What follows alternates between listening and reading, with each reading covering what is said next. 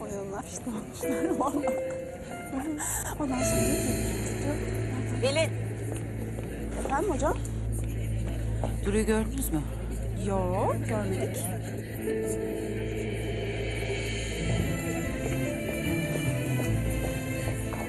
Ne hal ya, hiç iyi gözükmüyor. Ay yazık, kızını arıyor kadın. Kim bilir nerede? Duru. Duru. Ya Duru. Ne var? Ya ne demek gidiyorum? Nereye gidiyorsun? Söyledim işte, babamın yanına. Belki o beni ister. Olduğum gibi kabul eder. Sevgisini saklamaz. Hiçbir yere gidemezsin Duru. Annem bile sesini çıkarmadı. Sen mi engel olacaksın? Evet. Hiç sanmıyorum.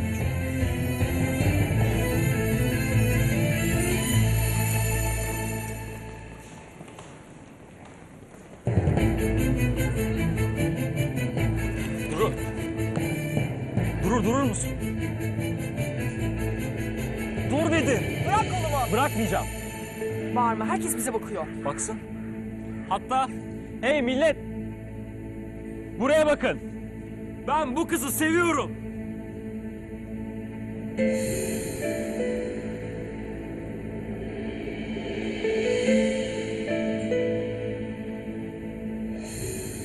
Evet, bunu yeterince gösteremedim.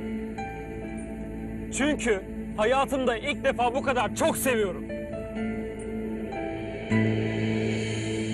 Kalbime yabancı geldi. Belki de büyük geldi.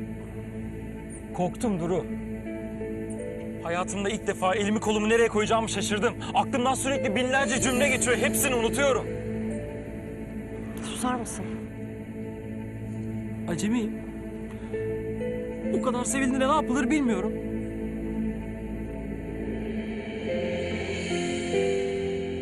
Bana sevmeyi öğretir misin Duru?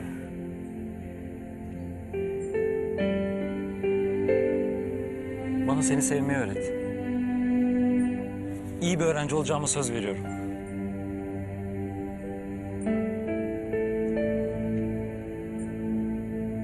Kendimi sana ifade edebilmem için şans ver bana.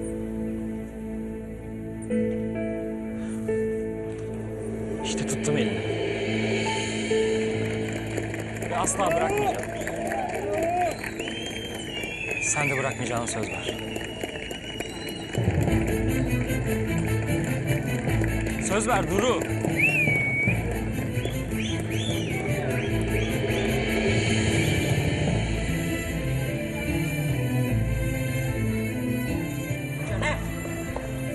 Duru.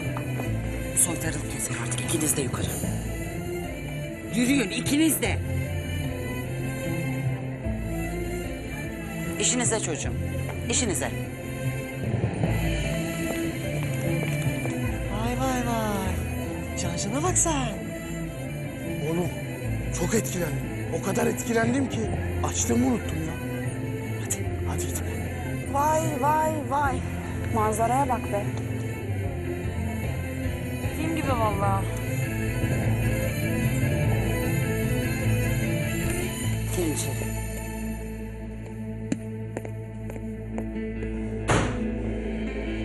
Burasının bir okul olduğunu daha kaç kere hatırlatmam gerekecek size?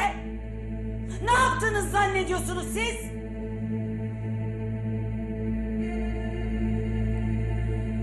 Caner oğlum, disipline gideceksin, farkında mısın? Farkındayım hocam. Neden anne? Neden anne? Okulun içinde aşk meşk, el ele... Beni konuşturma. Peki neden sadece Caner? Dur, çık dışarı. Hayır. Bu bir suçsa beraber işledik.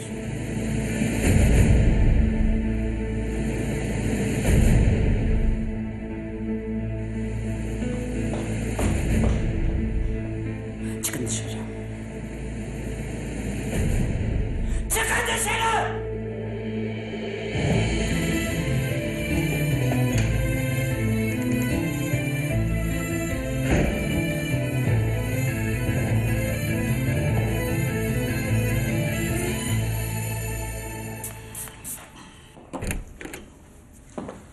Kenan hocam, ben de sizi bekliyordum. Hoş geldiniz. Hoş bulduk. Niye bekliyorsunuz ki efendim? Her gün geliyor zaten. Nasıl gidiyor basketbol işleri? Vallahi antrenmanınıza gelmek istedim ama rahatsız etmeyeyim diye çekindim doğrusu. Estağfurullah hocam, olur mu öyle şey? Ne zaman isterseniz, biz aşağıdayız. Osman hocam, siz de koç olacaktınız. Ne oldu o iş? Çocuklar biraz ısınsınlar, sonra ben teknik şeyleri göstereceğim onlara. Ya size bir şey söyleyeceğim ama ne olur kızmayın. Yani siz biraz şeysiniz. Neyim efendim? Anlamadım. Neyim ben? Yani böyle bir ağır kanlı gibi. Oysa Kenan Hoca'ya bakın. Civa gibi maşallah. Hem siz çok titizsiniz. Spor pis insan işi midir efendim? Pis adam işi midir spor ya? Ben spor yapamaz mıyım yani?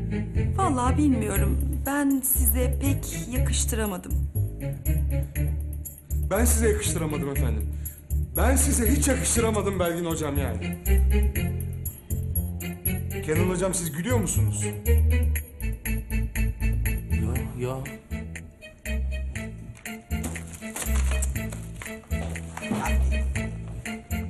Ay Osman hocam yani. Biraz hassas. Öyle.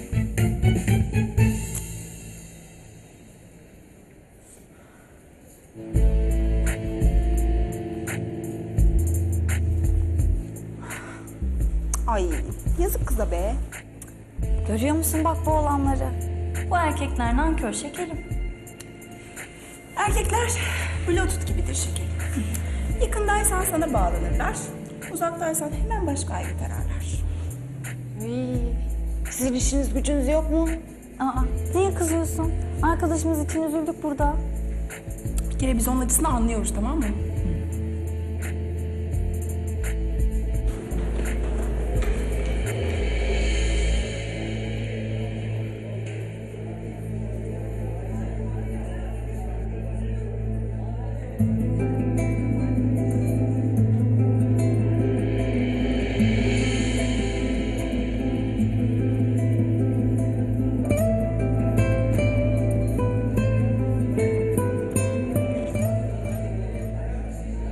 Merhaba. Duyduğum kadarıyla bizi bırakıp gitmiyorsun değil mi Duru? Hayır hocam.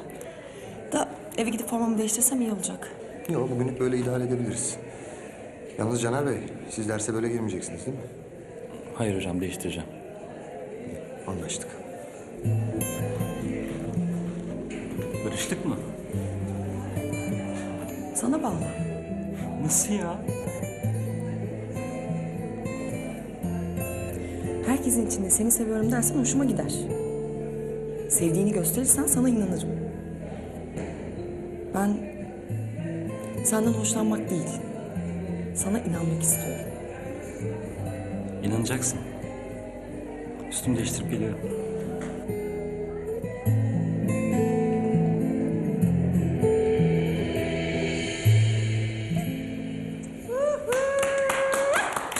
İşte Juliet.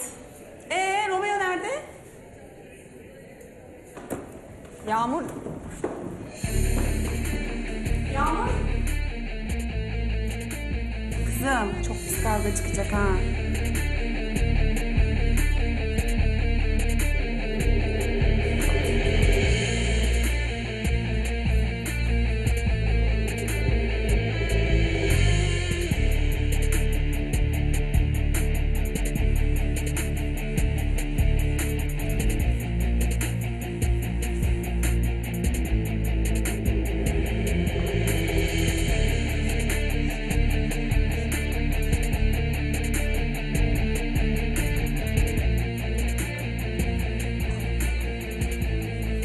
Ne oldu? Poyrazlı Meltem oldu. Osman oldu.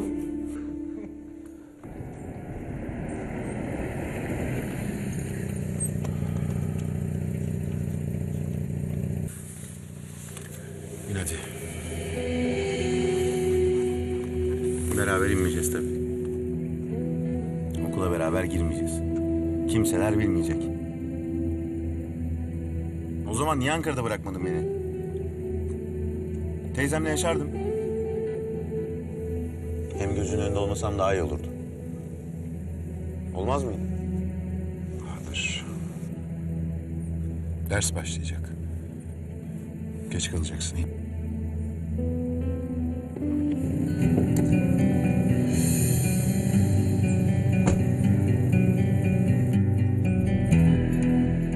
Oğlum yeter. Bitirdin kendini. Sakin ol biraz ya. Oğlum bunu bana nasıl yapar ya? Hem de gözümün içine baka baka. Bunun böyle olacağı belliydi zaten.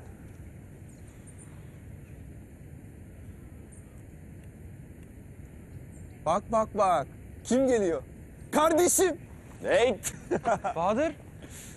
Ne haber? O kadar aradık, mesaj attık ha. Cevap vermiyorsun. Yavrum hani ölümle kardeşlik biz? Ya derin mevzular be abi. Esti işte öyle. Tası tarağı topladım Ankara'ya teyzemin yanına. Vay sattın bizi yani. Döndük işte be abi. Burada ne oldu oğlum anlatsanıza. Burada durumlar biraz karışık acı. Beyler. Hayırdır? Ders zili çalmadı mı? Ne işiniz var dışarıda?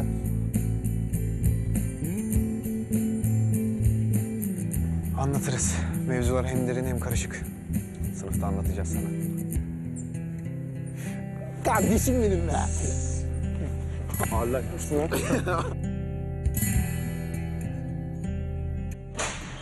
Efendim.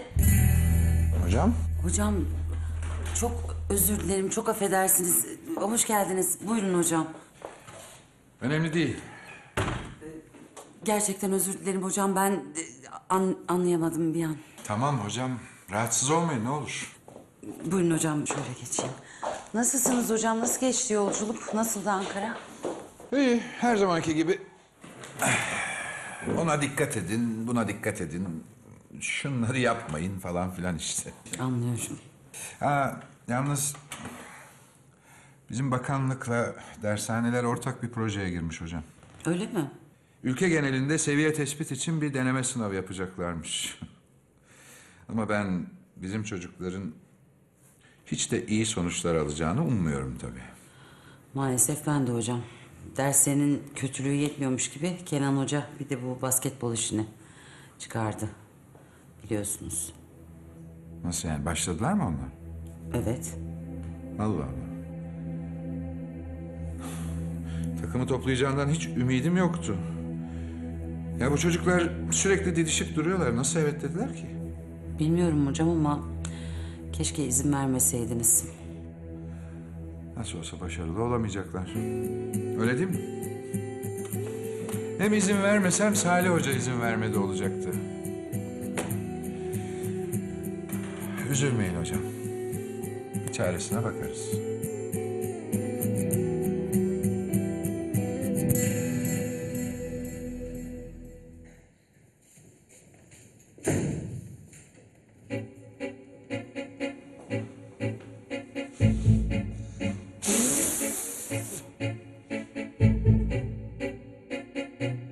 Oturun. Beyefendiler daha teşrif etmemişler anlaşılan. Hocam onlar basketbol antrenmanında. Basketbolda basketbol. Bütün okul bir basketbol tutturdu ya. Yok antrenmana girecekmiş de. Hocam. Ay vay vay. Çin malı Mehmet Okur, çakma İbrahim Kutluay ve Hido. Geçelim, geç. Sizin arkadaşlarınız nerede? Gel. Geç, geç. Geç.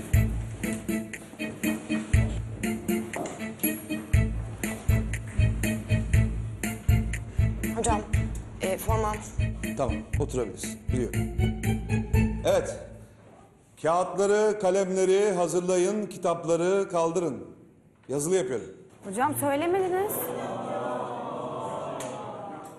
Söylesen bir zevki kalır mı bunun? Hadi. Artistlik. İşiniz gücünüz artistlik. Nerede artistlik? Siz orada. Bir takım böyle ıslık çalmalar, ayakta durmalar, bir takım hareketler. Çok ucuz numaralar bunlar, çok ucuz numaralar. Ben anlamıyorum ki sen bunları nasıl kanıyorsun ya? Yok, ben ağır kanlıymışım. Efendim hocam? Ağır kanlısınız, ağır kanlı. Nerede senin kalemin kağıdını? Çıkar bakayım kalemin kağıdını. Yok efendim, titizmiş. Evet, temiz bir insan. Hele duygularım tertemiz. Ama gören yok ki. Neyi gören yok hocam? Hiç kimse görmüyor. Kimse görmesin, kağıtlarınızı iyi saklayın. Kimse birbirinin kağıdına bakmasın. Hocam şıklar silik çıkmış. Yenisini alabilir miyim?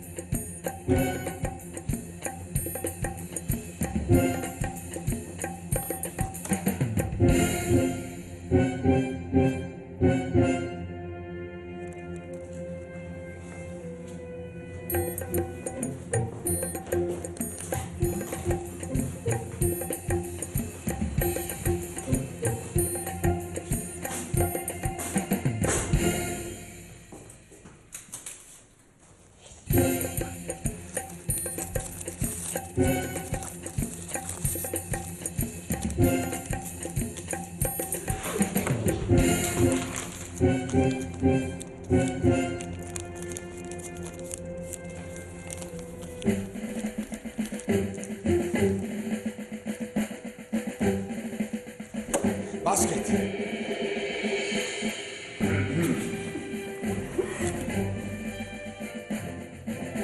Önüne dön, önüne dön. Kaynatma.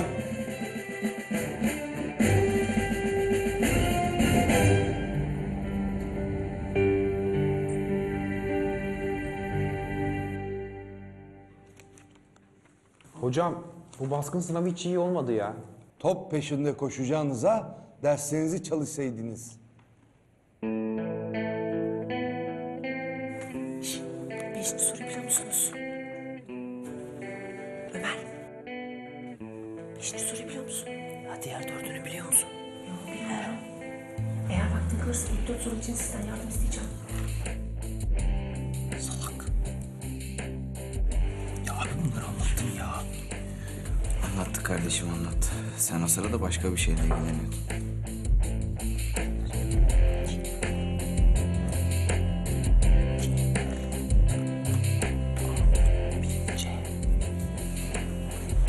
Bize söylemek yok mu? Ne de olsa eski arkadaşız. Kızım bırak ya. Yeni aşkını koruyor. C'ymiş.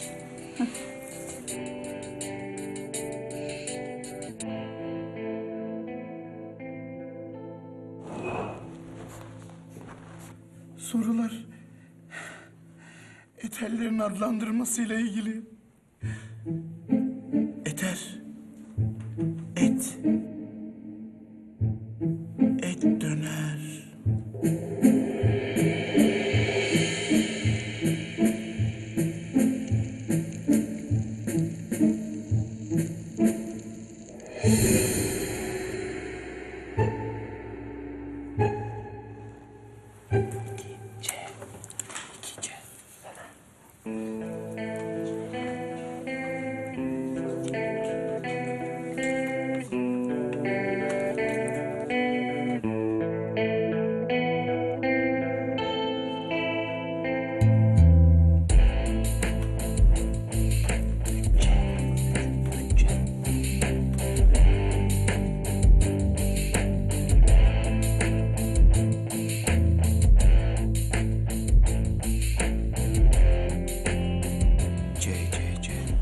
Bu ne ya?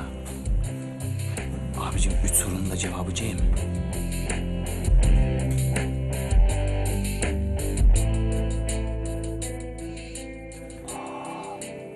Anladım lan. Oğlum bütün soruların cevabı C. Herif simetri manyağı. Yani ip gibi aşağı inecek hepsine C işaretlersek.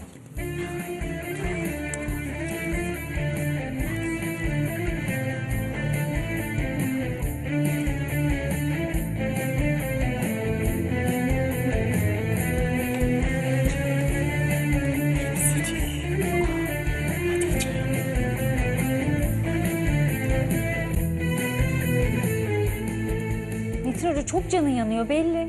Yok Elif hocam hiçbir şeyim yok. Bir sızladı o kadar. Yüzün hiç öyle demiyor ama. Ne oldu? Metin Hoca'nın inadı tuttu. Belli. Ya yok hocam. Öyle bir sızladı. Hepsi bu. Ya Metin saçmalama. Kalk evde dinlen bugün ya. Doğru söylüyor. Hadi. Aslında Ya hadi kalk. Bugün düz bir yerde böyle sert bir yerde yatarsan yarına bir şeyin kalmaz tamam mı? Zehra Hoca ile ben konuşurum. Bir şeye ihtiyacın olursa da beni ara. Tamam mı? Ben seni geçireyim. Hocam ne oldu? Hocamız basketbol oynarken... Basketbol. Bir tuturdunuz basketbol gidiyor.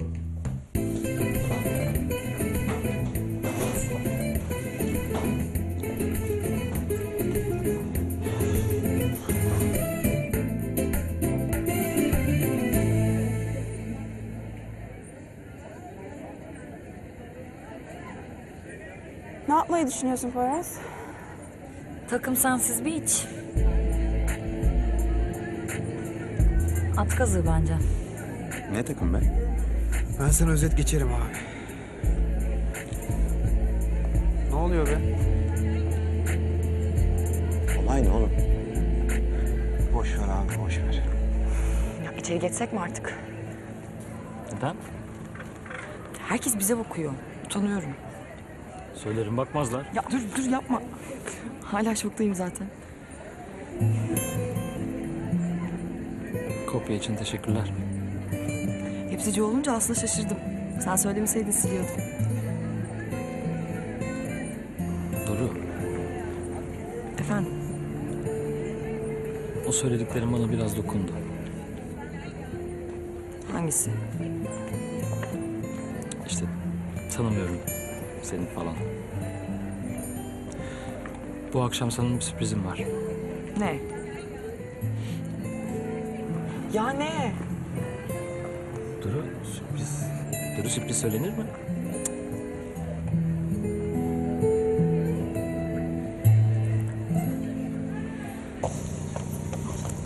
Doğru eve gidiyorsun tamam mı? Akşam uğrarım sana. tamam görüşürüz.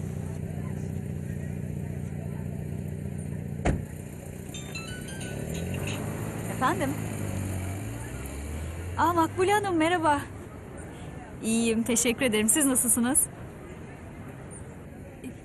Kocam?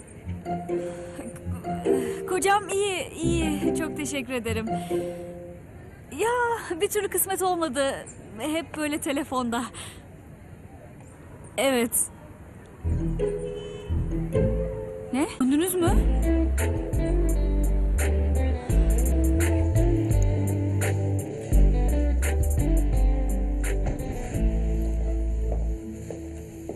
Allah Allah.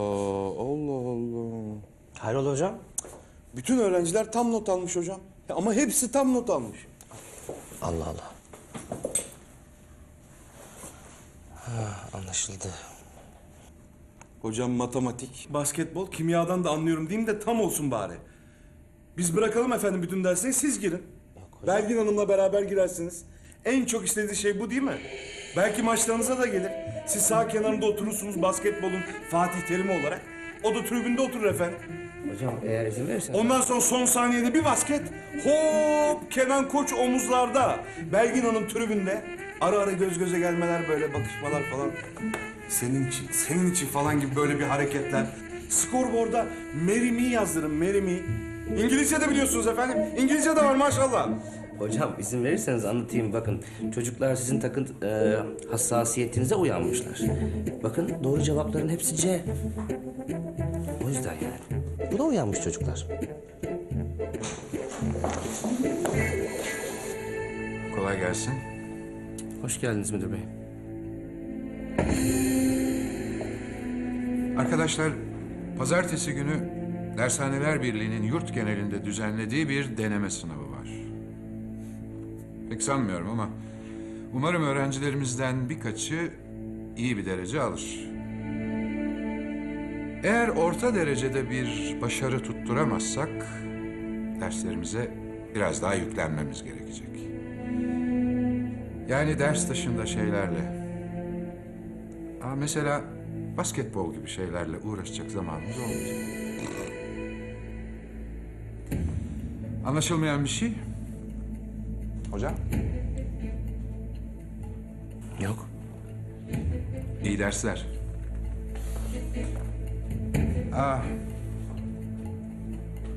Affedersiniz. Bu arada hoş bulduk.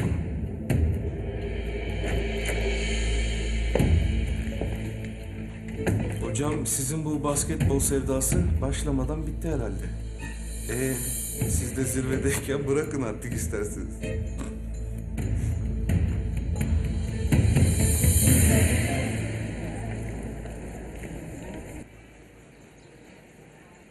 Sen benim dediğimi hiç anlamadın değil mi Seyfi? Ya bir de karşıma geçmiş bir güzel. Yok adam aşık olmuş da yok şiirler de nameler de. Biz neciyiz burada? Hani bize şiir? Yok. Vallahi sen yerli mal haftasında bile şiir okumadın sen bana ya. Ya Seyfi, kime diyorum ben ya? Tamam ya. Ne oldu ya? Yok bir şey yok hiçbir şey yok. Biz eskidik değil mi? Ayşegül cepte. Ya sen beni ne zaman bir sinemaya götürdün? Ne zaman bana bir tost aldın? Tost mu? Ya lafa gelince canım aşkım bir tane. Sucuklu da olur. Kaşarlı da olsa olur yani. Ne diyorsun sen ya? Ben ne diyorum sen ne diyorsun? Ne zaman sen bana 2 satır bir şey yazdın? Ne zaman geldin de bak canım hayatım içimden geldi dedin? Ya böyle milletin içinde aykırmana gerek yok be Seyfi. Bir gün gelsen kulağıma romantik bir şey fısıldasan. Yok. Ne oluyor ya? Ağlamayacağım işte. Sen ağla sen üzül. Görüşürüz. Yani görüşürüz dediğim okula geleceğiz ya işte. Mecburen yani. Ayşe.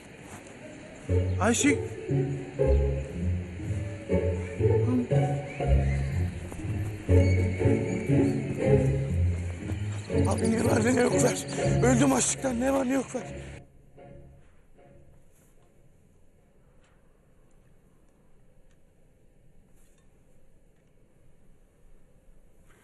Burada kaldığın için teşekkür etmeyeceğim çünkü burada benim için kalmadın.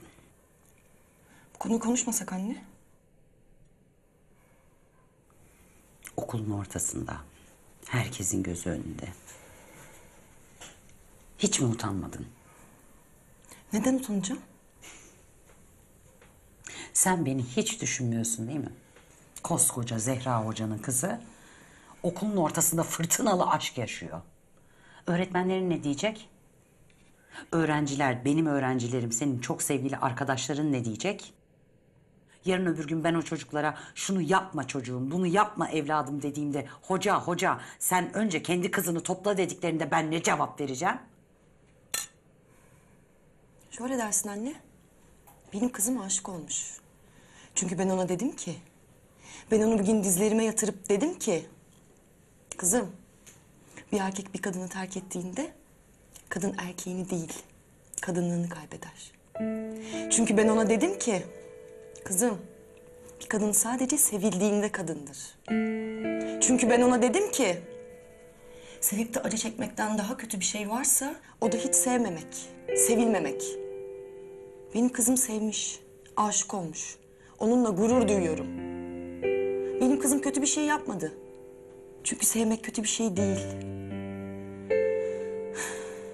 İyi bir şey yapıp mutlu olduğumda arkasında, kötü bir şey yapıp yıkıldığında yanında olacağım. Çünkü o benim kızım.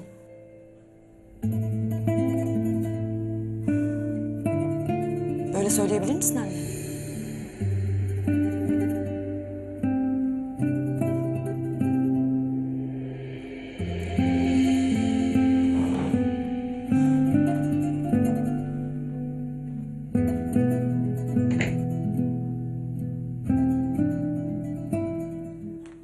Yuh! Hepsini mi süpürdünüz oğlum ya? Kardeşim arkamızdan hiçbir lokmanın ağlamasına izin vermedik. Neyse. Ya beyler benim size çok acil ihtiyacım var. Ne oldu ki? Ya Duru'ya şöyle egzantrik böyle atraksiyonel, sıcak böyle bir sürpriz yapasım var. Ha, yap düşün. Yap. Sonra fatura bana kesilsin. Yok 2 satır yazmadın. Yok kulağıma söylemedin. Ya bu Gris'in de nedir ya? Tahta kemiriyor gibiyim ya. Çağlar, şu acezmeyi uzat da şunu bandırayım ya. Ne yapacağız? Çok güzel bir sürpriz var aklımda. Ya beyler, aslında benim de böyle bir sürprize ihtiyacım var kardeşim. Yani açım, onurlu bir insan olarak ölebilirim. Ama Ayşegül için de ölebilirim. Yani sen bilirsin kardeşim. Benim için de bir şeyler düşünsen Romeo. Ha? Çağlar, hakikaten bak çok acıktım. Bari şunu bitireyim lan. Ver şu cezbeyi. Olmaz. Kaç kalori bu? Senin haberin var mı? Oğlum bak, yemin ediyorum geliyorlar bak. Bak, bunu var ya, seni kaşına gözüne bandırırım bak. Seni delik deşik ederim bak.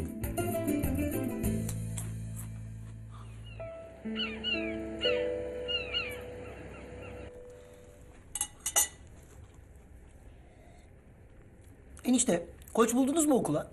Yok ama aklımda bir iki kişi var. O bir iki kişiden biri ben miyim? Hah, bir koşron eksikti. Onu da yap tam olsun. Sen ne anlarsın Rıfat basketboldan? Enişte öyle deme ya. Ben küçükken yazın Efe abiyle oho. Efe kim? Efe Aydan mı? Yok.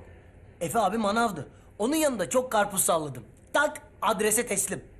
Ne güzel işte. Belediye Halspor basket takımı kurarsa gider koşronu yaparsın misler gibi. Siz ne yaptınız oğlum bugün? Hiç. Geldiğimden beri zaten yüzüm 5 karış. Sormaya korkuyorum. Vallahi bana bir şey anlatmadı enişte. Ağaç oldu. Aa, ben gittiğimde okul daha dağılmamıştı Yusuf. Tiyatro da ağaç oldu. Ha. Anlat bakayım şu işi sen başından bana bir. Tiyatro oyunu oynuyoruz. Nilperi kızı oldu. Ben prens olmak istedim ama Ama ne? öğretmenimiz ağaç oyunu verdi. Prens kim oldu diye sormaya korkuyorum tabii. Ben değilim Burak. Üstelik peri kızıyla prens benim gölgemde buluşup konuşuyor. Ne olacak dayıcım ya? Şırrak diye indirirsin prense dalınla. Aa ne oluyor diye döndüğünde de rüzgar çıktı dersin. Rıfat. Bravo yani çok güzel akıl veriyorsun çocuğa. Ben ağaç olmak istemiyorum. Okula da gitmek istemiyorum.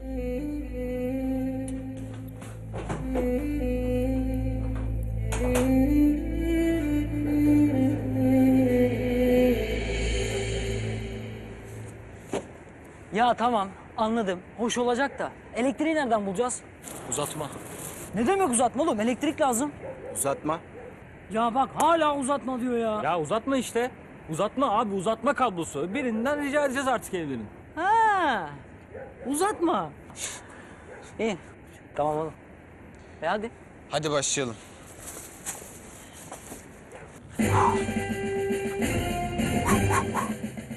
Alo, Ayşegül canım nasılsın? Ne var Seyfi? Kızgınım ben sana. Ama birazdan bu söylediklerine pişman olacaksın. Hiç sanmıyorum. Ben yatıyorum. İyi geceler. Birazdan pencerenin altına bir kahraman aşık gelecek. Ne? Bekle beni Nazlı çiçeğim. Geliyorum.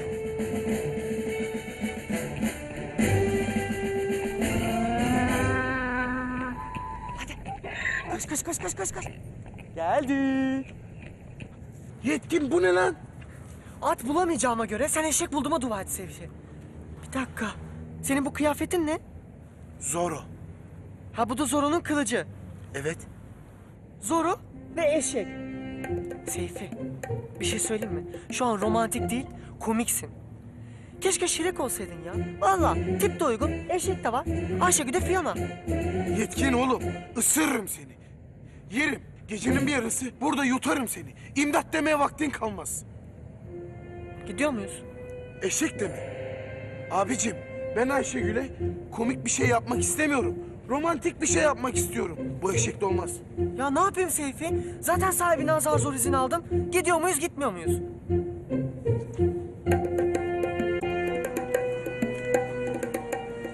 Tamam mı? Tamam da. Abicim ben buradan nasıl ineceğim ya? Ya şu arkandaki dala bas.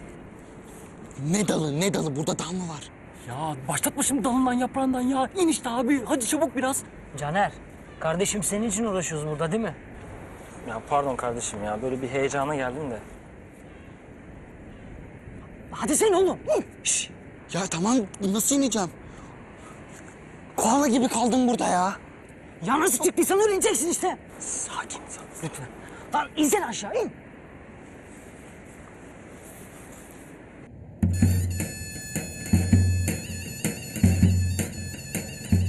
Yetkin, kız benimle resmen dalga geçecek ya. Ha, Seyfi benim için fark etmez. İstersen vazgeçebiliriz. Olmaz. Gideceğim dedim. Şimdi gitmezsem yer beni. Gel eşek. Gel gel. Gel dedim sana.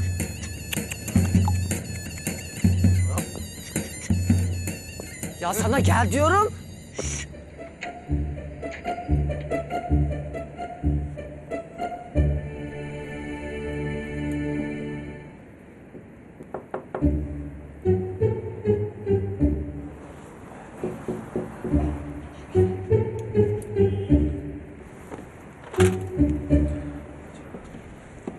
Hayırdır birader?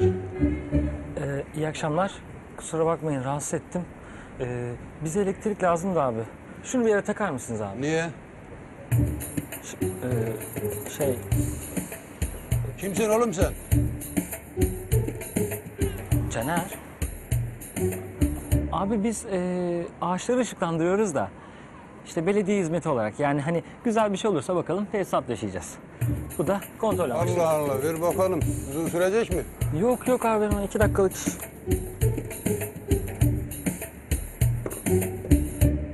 Kıvılcım nasıl yapıyorsun onu ya? İki ters bir düz bak. Enişte halledebildin mi? Çok fena bozulmuş. Allem ettim, kallem ettim, bana mısın demiyor. Neyse neyse sabah ben konuşurum onunla. Hayırdır inşallah. Kim bu saatte ya?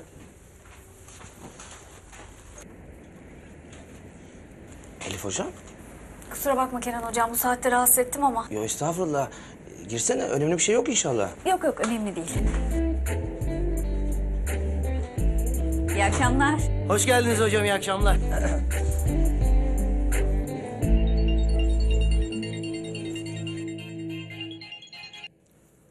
Efendim? Okul yoluna gelir misin Duru? Bu saatte mi? Caner. Caner.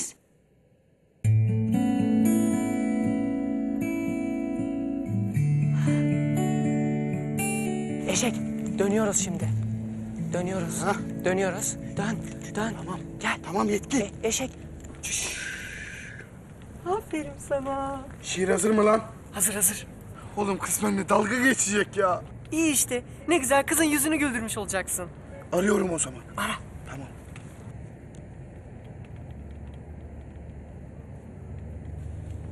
Alo Ayşegül. Seyfi uyuyorum, ne var ya? Cama çık cama. Ne? Cama çık canım ya. Ya ne diyorsun? Yetkin geç yerine. Çabuk geç. Geliyorum.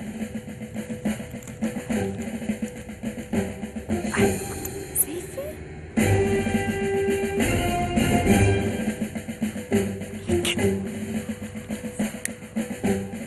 Sevdanın özü muhabbettir oğul.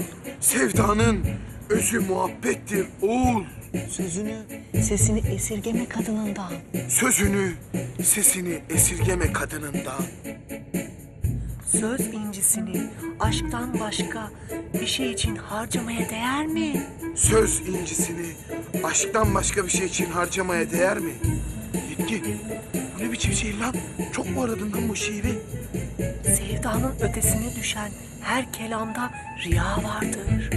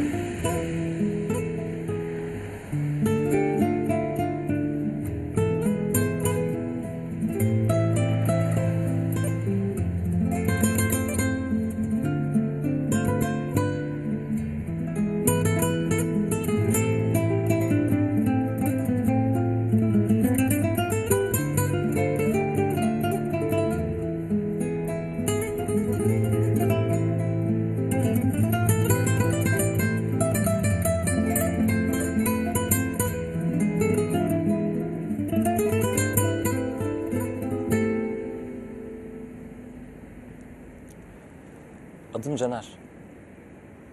Aslan burcuyum. Aslında basketbolcu olmak istiyordum. Ama artık hukuk istiyorum. Umarım kazanırım.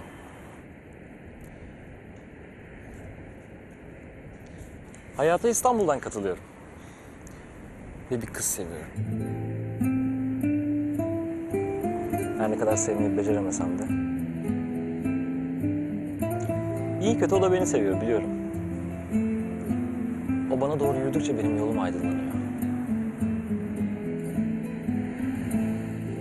Yolun geri kalanın ne kadar karanlık olduğunu bilsem de onunla beraber yürümek istiyorum. Tüm bildiğim bu. Ha bir de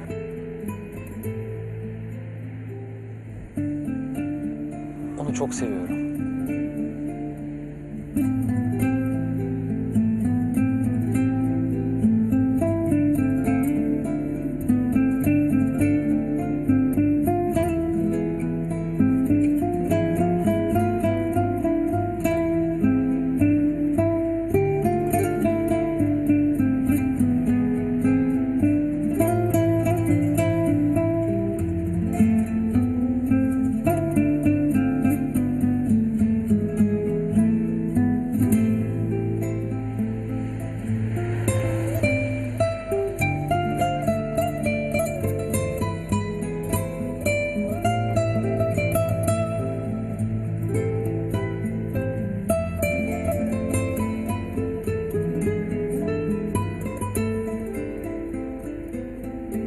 Aslında yaşadığın alemin sırrına büyük uyanış. Ne biçim şiir lan bu? Amin diyesim geliyor. Tövbe bismillah. Madem ki sevdalanmışsın, yan ol, yan. Ateş ol ki. Madem ki sevdalanmışsın, yan ol yan. Ateş ol ki. Yanıyor. Yanıyor. Ciddi ciddi yanıyor. Ciddi ciddi yanıyor. Yüreğim Ayşegül. Ayşegül kızım neredesin? Kız gitti. Ha, Yetkin. Gel buraya Yetkin. İndir beni eşekten. Bu çubukla döverim seni. İndir buradan. Bak şimdi. Yaptığın harekete bak. Şşş, dur. Bismillah. Ay. Yetkin kız kaçtı. Yetkin. Yetkin. Ne yapıyorsun lan sen? Ne yapıyorsun? Ya Seyfi görmedin mi? Yanıyordum. Ben seni şimdi bir yakacağım. Onu bırak. Sonuç ne oldu? Sonuç mu ne oldu? Ses geldi, pencere kapandı. Oğlum seni var ya, öldürürüm. Batırdın lan tüm işi. Batırdın. Seyfi? Ha? Eşek nerede? Ha?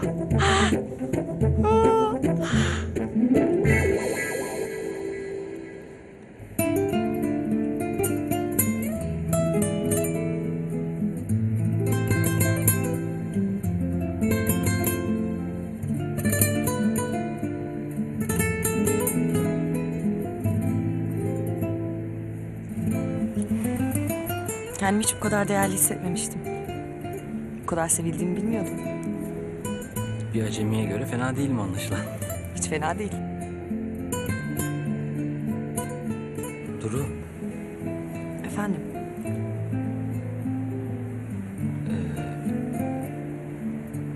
iyi geceler. İyi geceler.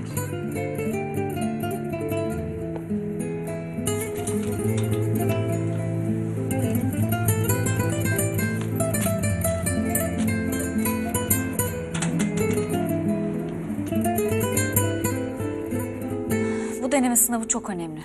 Çok. Yani bu deneme sınavında birkaç kişi başarılı olamazsa bizim basketbol işi de yatıyor. Aa, neden? Öyle buyurdu Salih Hoca. Hay Allah'ım ya, ne alıp veremediği var bu adamın seninle. Herhalde gıcığım diye taktı. Çok da haksız sayılmaz. Ya enişte, yani Türk eğitim camiasının yüce neferleri. Ne dediğinizi biz anlamıyoruz. Biz yatsak size ayıp olur mu hocam? Ayıp olur mu size? Ay asıl siz kusura bakmayın, oturup kaldım bu saate kadar. Yok hocam, estağfurullah siz oturun. Eniştem vampirdir zaten benim. O ne demek şimdi Rıfat öyle? Ya eniştem gece geç yatıyor ya. Ya ben onu söylemeye çalışıyordum. Böyle tabutta yatan şey değil miydi vampir o işte. Nerede yatacaksınız Rıfat? Ha, yukarıda küçük odaya sığışacağız artık enişte. Gönüller bir olsun yeter ki. Yani gönüller bir olsun. Hem Aynur'la benim gönül bir olsun deme. Ben bez mi getirsem ne yapsam acaba ya? Hadi biz yatalım artık. Yürü Rıfat yürü. İyi geceler. İyi geceler. İyi geceler.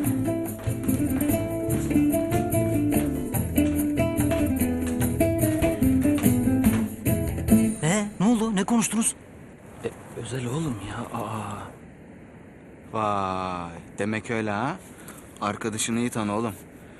Madem öyle ağaç tepelerinde kedi gibi tek başına sen dolaşsaydın. Özelmiş.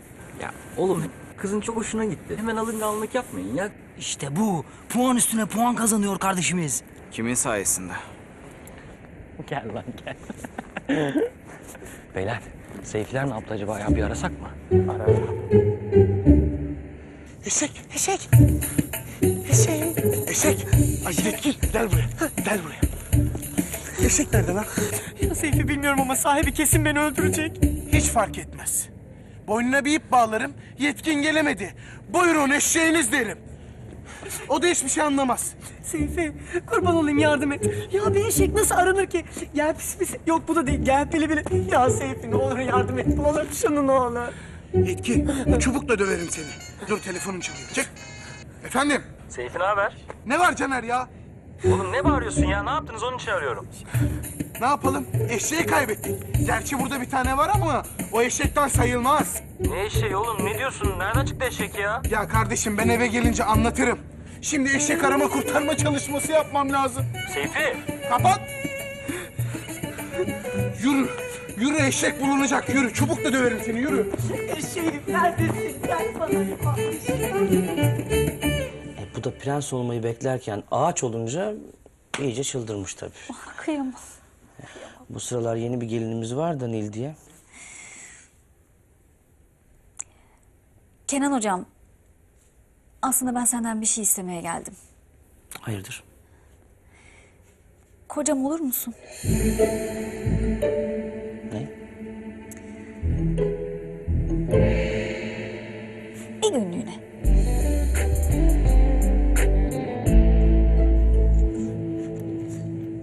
Eşeğim. Eşek. Eşeğim. Nerede bu eşek ya? Eşek. Eşeğim. Şu abileri soralım mı Yetkin? Soralım.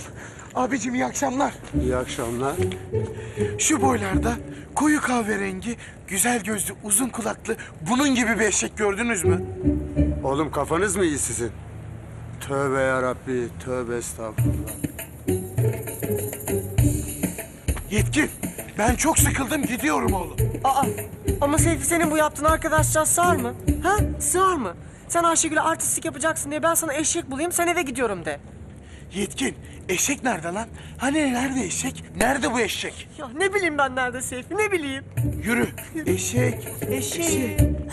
Ev sahibi Makbule Hanım. Kendisi Almanya'da yaşıyor. Ben daha önce hiç görmedim. Emlakçıdan tuttum evi. Ama bir isteği varmış. İlle de aile olsun demiş. Ben de ne yapayım evliyim dedim. Kocam da öğretmen tayinini bekliyoruz falan dedim. Nasıl olsa Almanya'da yaşıyor. Kirayı düzgün yatırırsam bir sorun olmaz diye düşündüm ama. Hayır, buna ne gerek var? Yani Makbule Hanım gelince oturur konuşuruz. Olmaz. Emlakçı bilhassa tembih etti. Kadının takıntısıymış.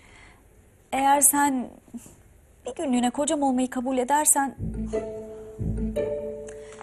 Of, ne bileyim ya işte. Kışın ortasında şimdi evden çık, yeni ev bul, taşın. Çok zor. Ya ne diyeceğimi bilemedim ben de. Yani ya bir açık verirse, ya bu kadar pimpirikliyse bu kadın bir açık bulacaktır. Ya evlilik cüzdanı sorarsa? Ay ne bileyim ya. Kusura bakma Kenan hocam. Senden hiç böyle bir şey istememeliydim. Çok geç oldu ben gideyim artık.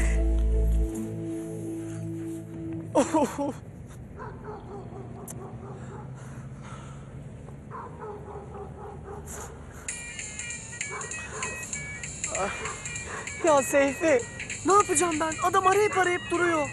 Şimdi birazcık mantıklı olalım Yetkin. Sen eşek olsan nereye gidersin? Seyfi Ne var? Eşek Seyfi. Sensin değil mi eşek? Hayır bizim eşeğimiz. Bak. Kınalı kazağım. Bebişim. Eşeğim. Bebişim. Her şeyim. Yürü. Ha?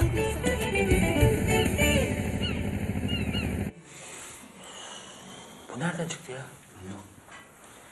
Seyficiğim almış. Gidip gelip tartılıyor. Arkadaşımızı biraz motive etsek mi?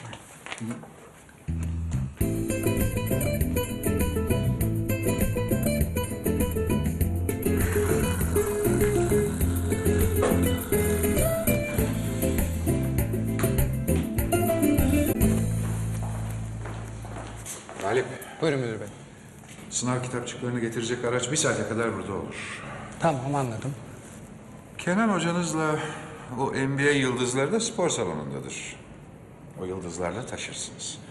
Ben odamda olacağım. Gözün dört aç. Tamam hiç merak etmeyin o iş bende. Ben her zaman merak ederim Galip. Hele konu sensen. Her zaman merak ederim. Etmesen hatırım kalır.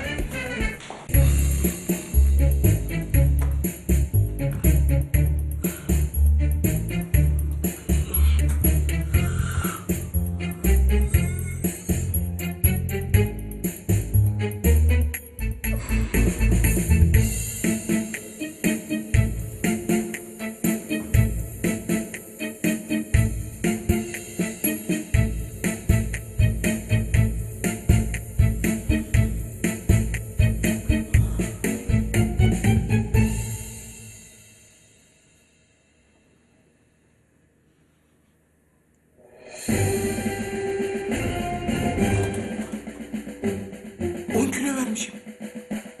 83 kilo. 2 günde 10 kilo vermişim.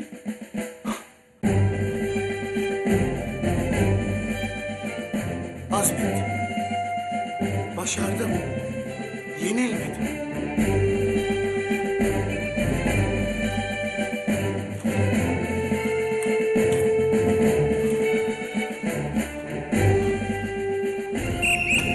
Amerika'nın en önemli yıldızı LeBron James topu böyle atıyor potaya.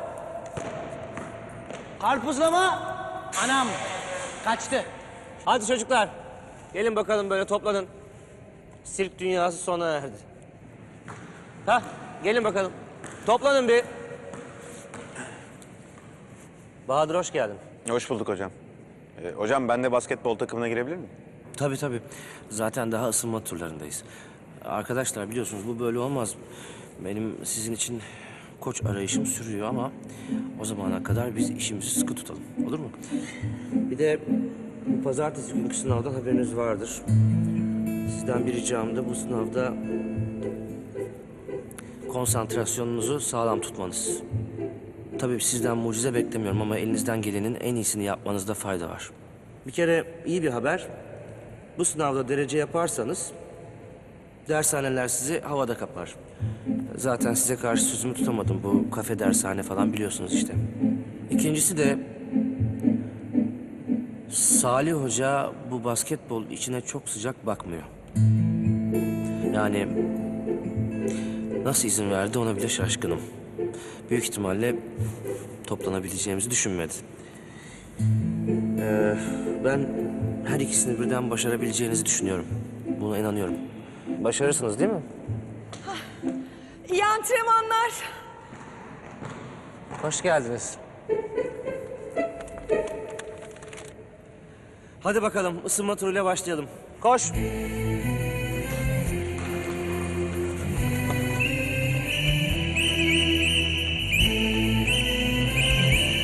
Tempo kısa. Çek, haydi. Çek. Sen dün ne tatlıydın öyle.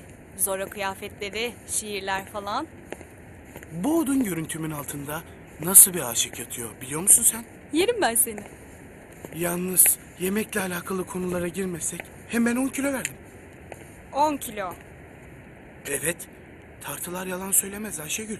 Tartılar şişko patateslerin en yakın dostudur. Hep acı söylerler. Bu sefer acı değildi. 2 günde 10 kilo mu? Evet, erkekler kolay kilo verir hayatım. Şimdi benim spor yapmam lazım. Spor bitince ararım ben seni. İyi. Ben de ders çalışayım eve gidip. Sen de kitabın kapağını kaldır biraz. Tamam canım. Deli. Çek bacakları kana çek. Koş hop hop. Hadi hop. Koş. Koş hop. Koş. Kenan hocam, börek alır mısınız? Yok hocam sağ olun. Elinize sağlık. Hocam afiyet olsun. Börekler falan. Siz alır mısınız börek? Yapar.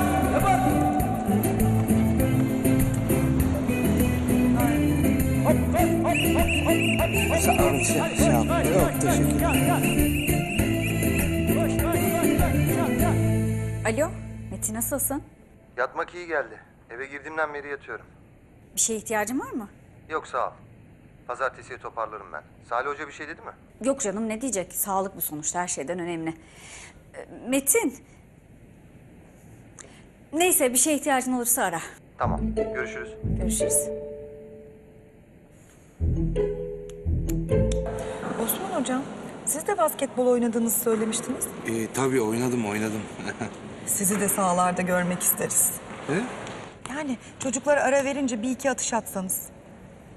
Ha, şimdi hocam ben çocukların konsantrasyonunu bozmayayım. Hı. Zaten görüyorsunuz durumları pek iyi değil. Şimdi çıkacağım oraya. Şov üstüne şov. Üçlükler, dörtlükler. İyice moralleri bozulacak. Ya Osman Hoca yapıyor, biz niye yapamıyoruz diye depresyona girecek çocuklar ya. Gerek yok. Eminim öyledir. Hocam kolay gelsin. Sağ ol Galip. Salih Hoca dedi ki soru kitapçıkları gelmiş çocuklar taşısın dedi. Galip bunlar öğrenci hamal mı? Aman hocam. Durduk yere papaz olmayalım. Antrenman niyetine say sen de.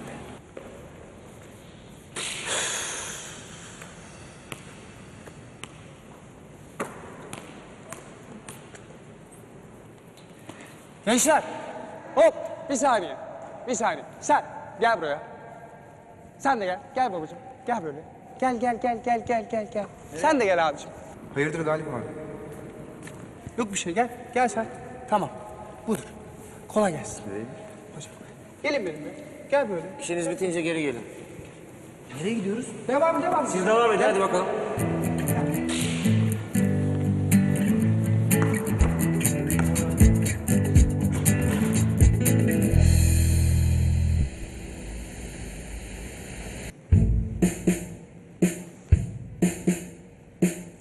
Hocam birkaç kere yere sektirseydiniz topu. Sektiremem efendim. Bir saattir bu topu temizlemekle uğraşıyorum ben. Affedersiniz Rıfat Beyciğim. Şöyle şu tarafları bir yerlere geçebilir misiniz acaba? Çünkü topu ben attığımda tahminen oralara bir yerlere düşecek. Siz yere düşmeden tutun lütfen. Ha? Elleriniz temiz mi? Evet efendim temiz. Efendim yere vurdurun. Hadi biraz ısının bakalım. Hocam kolay gelsin. Hoş geldin hocam.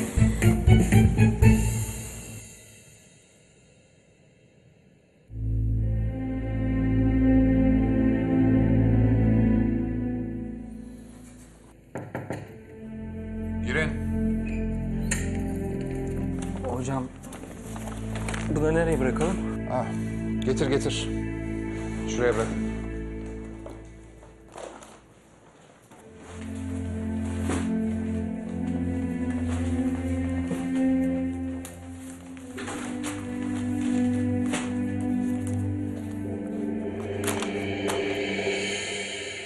Bahadır, Efendim hocam?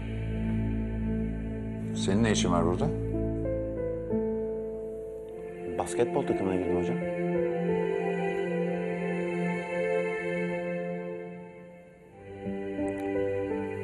Hocam biz çıkabilir miyiz?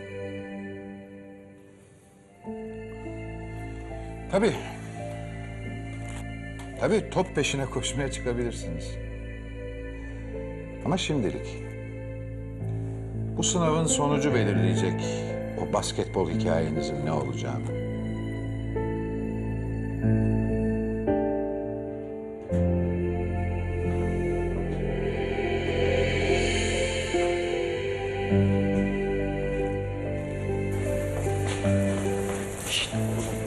kitapçıklardan birini yürüseydik süper olurdu ha. Pazar soruları çözerdik.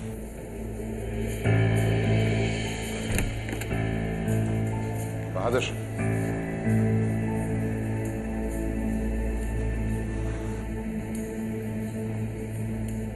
Bir basketbolun eksikti değil mi?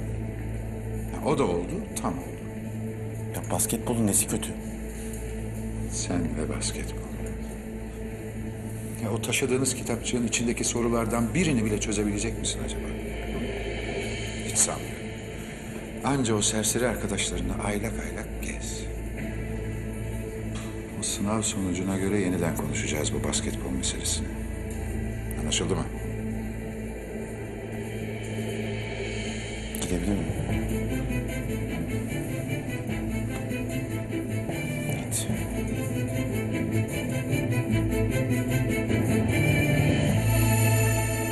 Seni de zor durumda bırakmak istemiyorum ama inan aklıma başka bir çözüm yolu gelmiyor. Hayır. Bu yol da bana pek doğru bir yolmuş gibi gelmiyor ama... Ama Yani ben öyle pek rol de kesemem ama... ama Olmaz işte. Mecbursak yapacağız artık.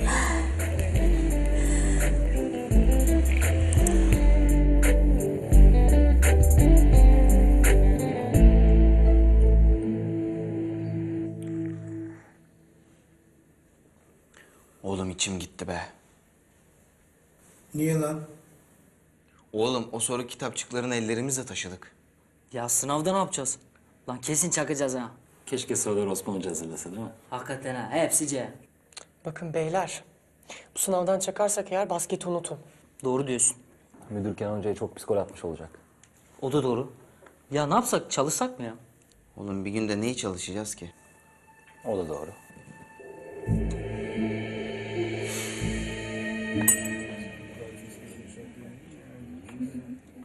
Söylediğin andan beri kafamda dönüp duruyor. Ne? Soruları almak. İyi de nasıl? Ne bileyim. Ama bir alsak. Duydunuz ya, burslu dershane falan. Çalalım.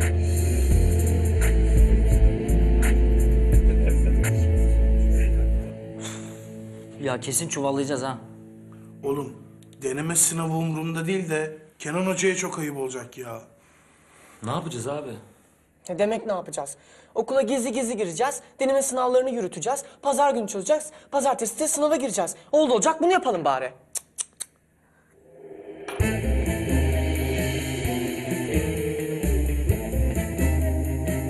Bir dakika ya. Ben şaka dedim onu. Gerçekten gerçek değil şakasına söyledim onu. Yalnız beyler bu işin şakası yok. Abi saçmalıyor ya. Okula nasıl gireceğiz oğlum? Ya onu ben hallederim. Nasıl? Üzümünü ye, bağını sorma kardeşim. Tamam, kamerayı çiz. Atatürk büstünü de çiz oraya. Ya abi, siz kafayı peynir ekmekle mi yediniz ya? Canım burada iş yapıyorum bak yemek memek girmeyelim bu olaylara bak.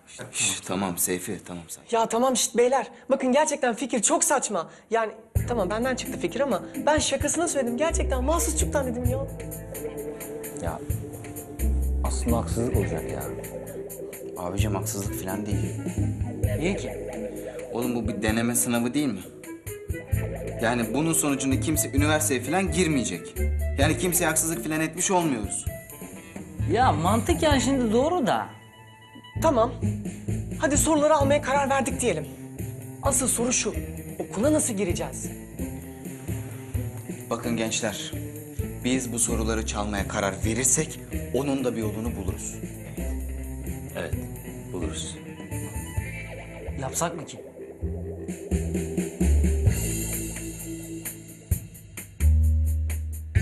Bana bakmayın oğlum. Yapacaksak beraber böyle komple. Hep. Ben derim ki yapalım. Kenan Hoca'ya gol olmasın. Seyfi. Siz okeyseniz ben tamam siz şey yapın. Ömer. Yapsak mı ki? Yapıyoruz. Tamam. Tamam. O zaman 1 saat sonra okulun önünde buluşalım. Sen nereye? İş halledeceğim. Bir saat sonra.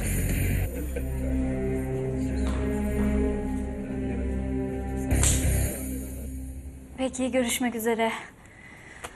Bir saat sonra. Ne bir saat sonra? Makbule Hanım bir saat sonra geliyormuş. Almanya'dan geldi ya, akrabaları falan ziyaret ediyormuş. Kenan Hocam bir daha geçelim mi? Geçelim. Şimdi 3 sene önce evlendik. 14 Mayıs 2008. Evet. İkimiz de İzmirliyiz. Benim bir kız kardeşim var. Evet, kız kardeş. Sen Kayseri'deydin. Daha yeni geldin. Atandın. Evet, Kayseri. Tamam. Ay Kenan Hocam, kusura bakma seni de bulaştırdığım için.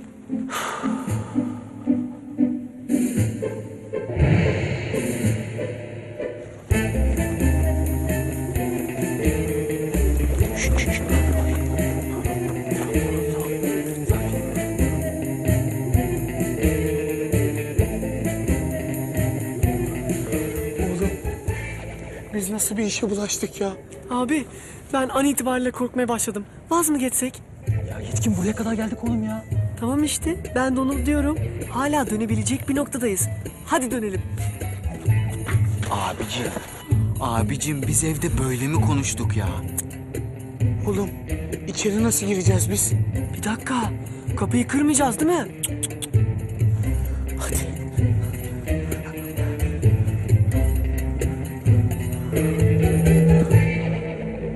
Nerede kaldı oğlum bu? Ne bileyim ya. İş halledeceğim dedi gitti.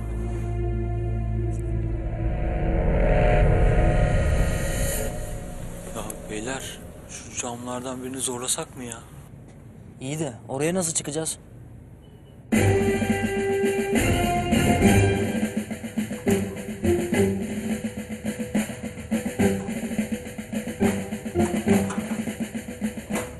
Bu olur mu? Yok. Onu nereden buldun lan? Ben bulurum.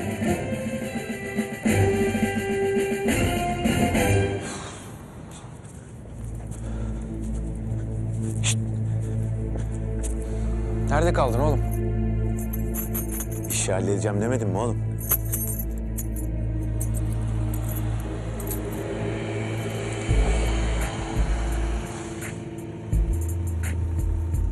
Hayırdır gençler bu saatte? Hiç dolaşıyoruz ya.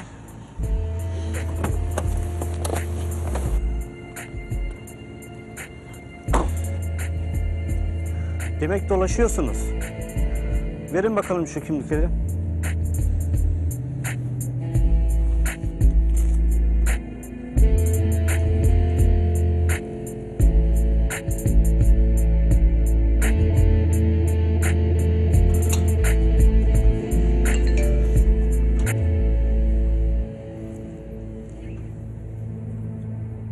Lan Can ne oldu? Ya oğlum ne yapıyorsun sen? Oğlum Duru'yla mı mesajlaşıyorsun ya? Ha süper. Bundan daha doğru bir zaman olamaz zaten. Ya bu dikisin ya.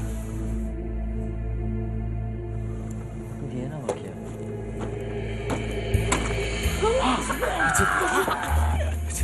Goy goy kesin abi hadi ya. Hadi. Bu ne be? Hadi.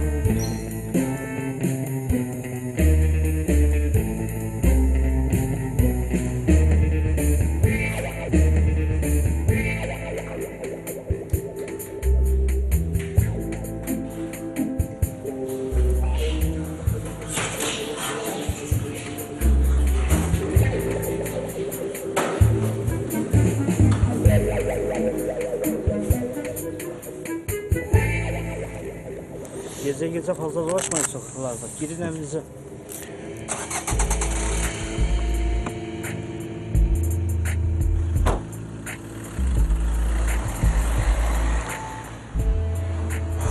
Aman be. Hadi.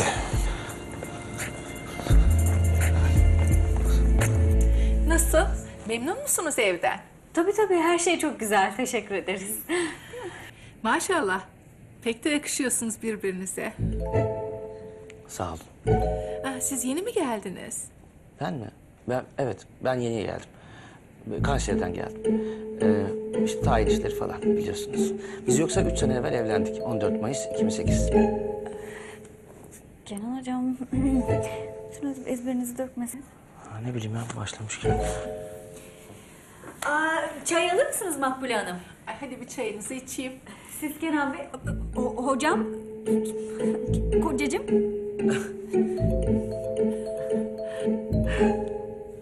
Biz şeyden önce, evlenmeden önce 5 sene birlikte çalıştık. İşte Elif hocam, Kenan hocam falan.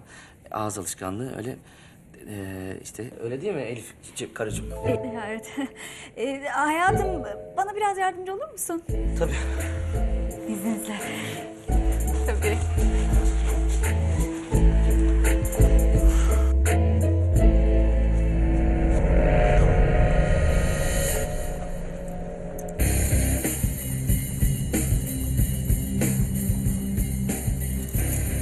Anahtarı nereden bulduğunu söylemeyecek misin? Meslek sırrı. Başlatmalı sırrı lan. Kolye taşırken ben bir ara Salih Hoca ile baş başa kaldım ya. Baktım masanın üstünde. Yürüttüm. Vay.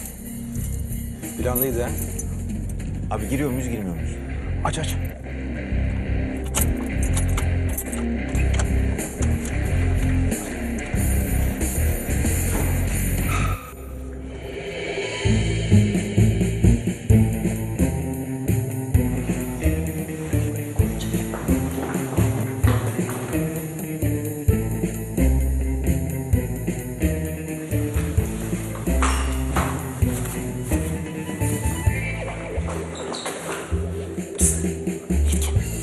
Şu zımbırtıyı açsana. Ha, tamam.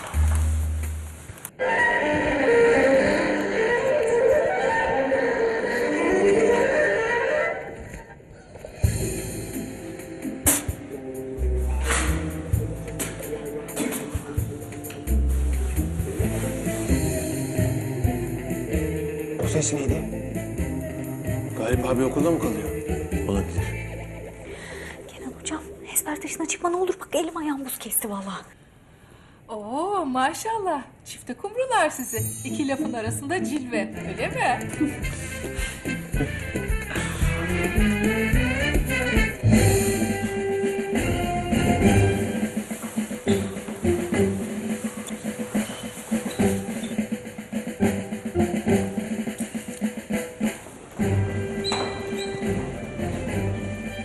Gitti galiba. Okulda dolaşıyorsa kötü. Dikkatli olalım da.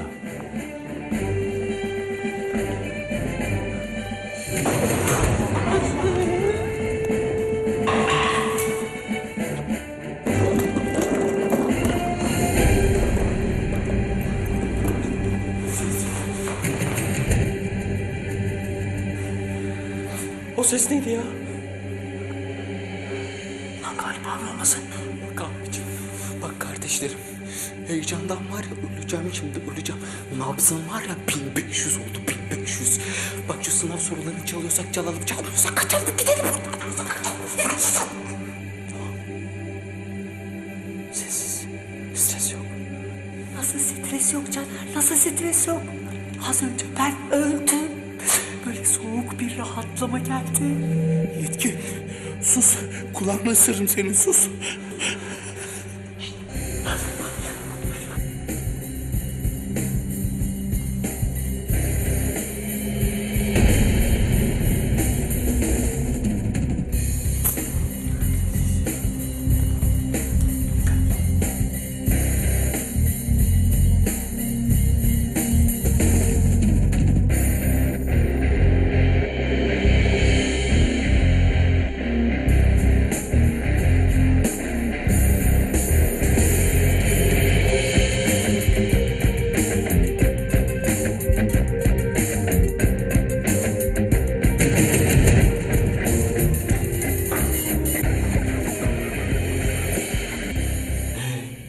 Müdür odanın anahtarı yok.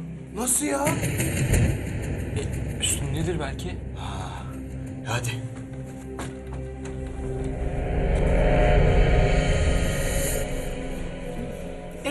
Nasıl tanıştınız? Anlatın bakayım. İlk görüşte. İlk görüşte aşk efendim. Aynı okulda tanıştık.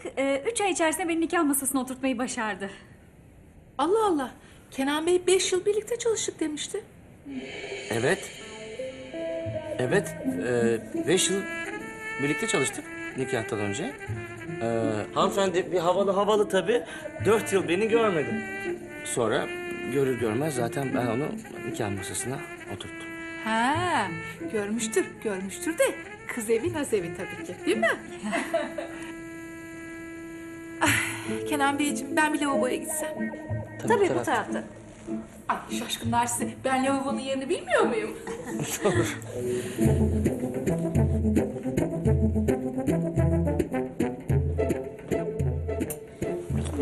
Niye gösteriyorsun? Kadın bana sordu. Hay Allah. Hadi yürü abla.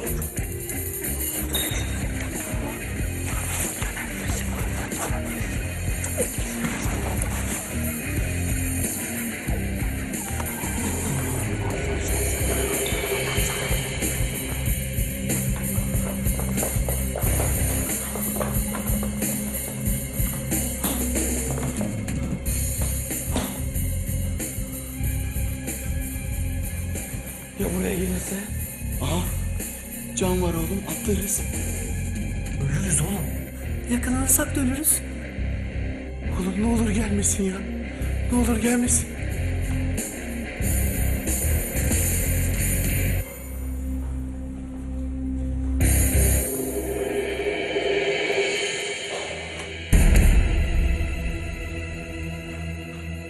Ses yok.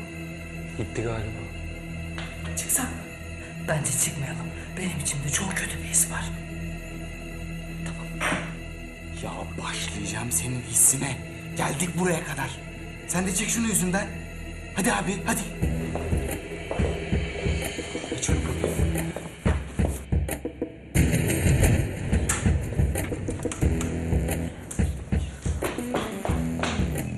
Oğlum içerideyiz lan. Harbiden içerideyiz ha. Oğlum bu çok rahatmış lan. Abi bir kitapçık alıp hemen tüyelim ha. Olmaz. Ne demek olmaz? Bu kitapçıklar sayılıdır. Bir tane eksik çıksa bütün iş bozulur. Ne yapacağız? Ezberleyecek miyiz? Burada mı çalışacağız?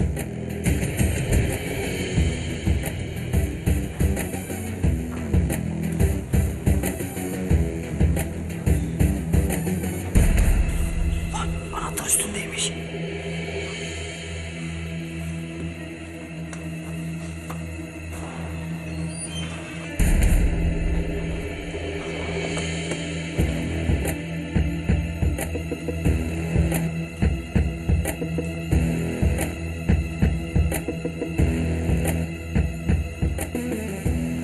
İşte kitapçıklar beyler.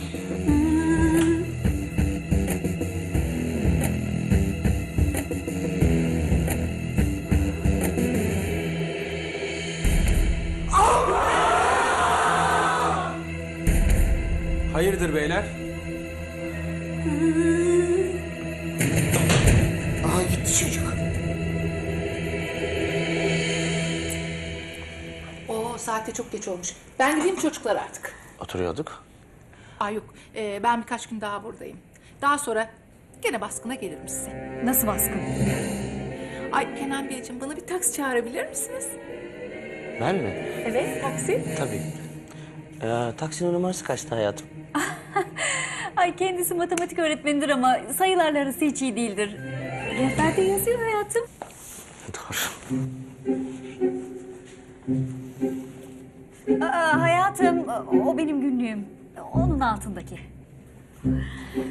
Ah, bu erkekler hiçbir şeyin yerini bulamazlar. Seni bulmuş ya, daha ne istiyorsun?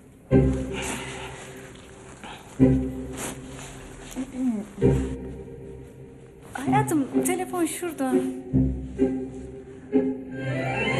Yetkin. Lan Yetkin. Ömer. Oğlum. Az önce ben bir rüya gördüm. Böyle soruları falan çalıyorduk. Aa. Caner de vardı. Evet.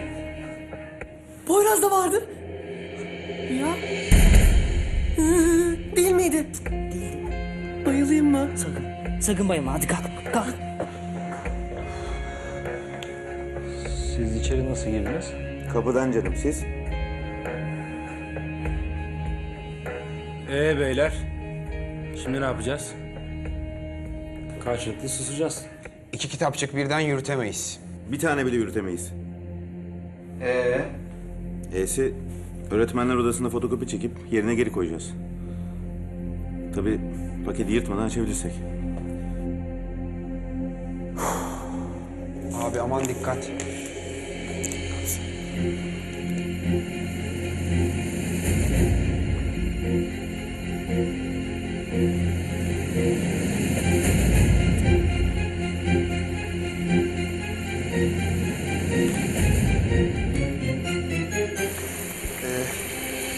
Yatıyordum öyle. Sandalyenin arkasından şalını gördüm. Mutfakta unutmuşsun. Yatmaktan sıkıldım. Hem dedim seni göreyim. Hem de işte. Öyle yani. Oldu.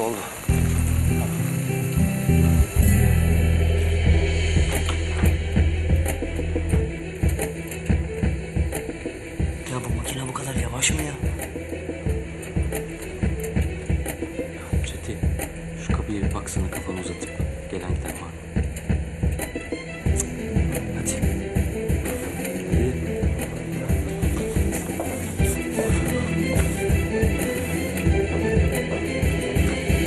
Ay, hadi bana müsaade çocuklar. İyi geceler. Hadi sarılın. Hadi Kenan hocam sarılmışsın bu işkence. Tabii.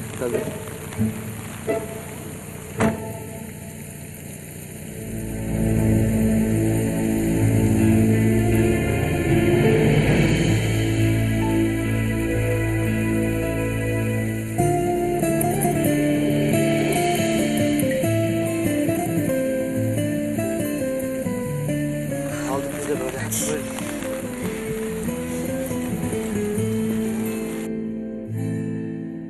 Evet, iş bitti. Ne demek bitti? Biz alacağımızı aldık. Herkes hak ettiğini alır. Bu işler böyle. Hadi gidelim abi, hadi.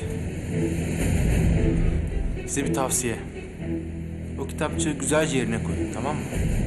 Olur canım. Rahat ol. Görüşürüz o zaman. Hadi in abicim, hadi in. Hadi in abicim, hadi in. Bak, hadi in. Bak. Dilimde tüy bitti. Hadi.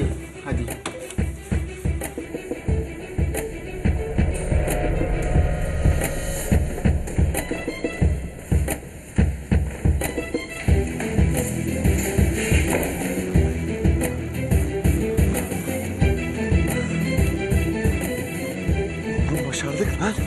Oğlum sahiden yırttık. Hadi toz olalım.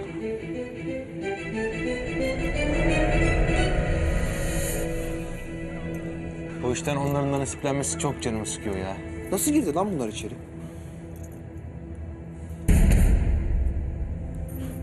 Bahadır, kardeşim sen kapıyı kilitle de okula yabancılar girmesin. Hakan sen gel benimle. Abi var ya.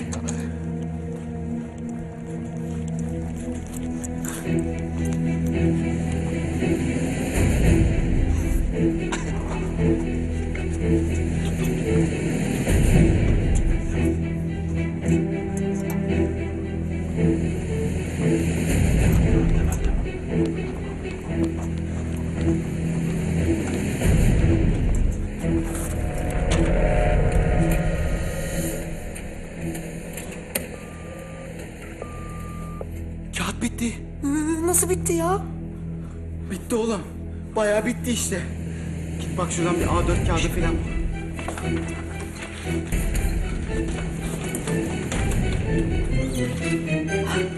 Onu da buldum ha. Hadi gözünüzü seveyim ya. Hadi ya hadi. Vallahi öldüm bittim ben burada. Yetkin bir sus gözünü seveyim bak. Bır.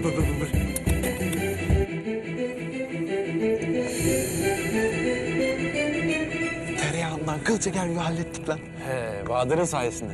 Kralsın sen arkadaşım, kral. Yalnız içimde kötü bir his var ya. Ne gibi? Sanki okulumuzda yabancı birileri var gibi hissediyorum.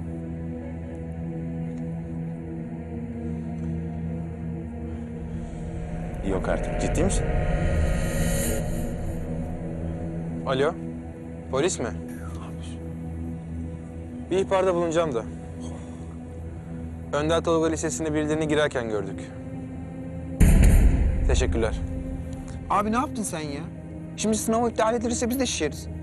Oğlum kapıyı kilitleyip merdiveni aldığımızda plan ne sanıyordun? Ne bileyim ben, biraz Yusuf satacağız sandım. Merak etmeyin, sınav iptal olmaz. Hem sorular çalınmadı ki. Hainler suçüstü yakalandı. Yani yakalanacak.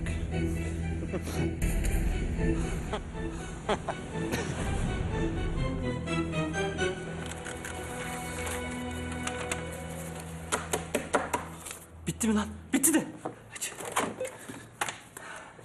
Hadi uçalım.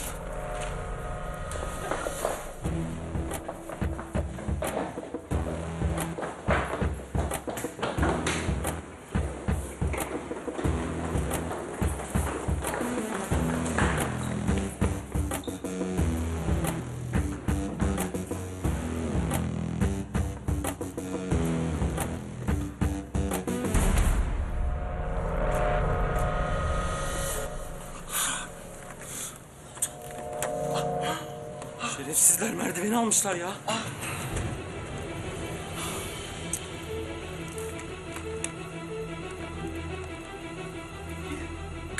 Hadi abi kapıya. Kapıya. Hadi kapıya. Gel.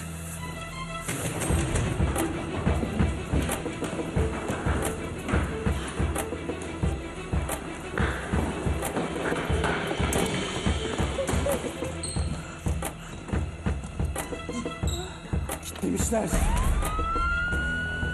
Ne diyorsun ya?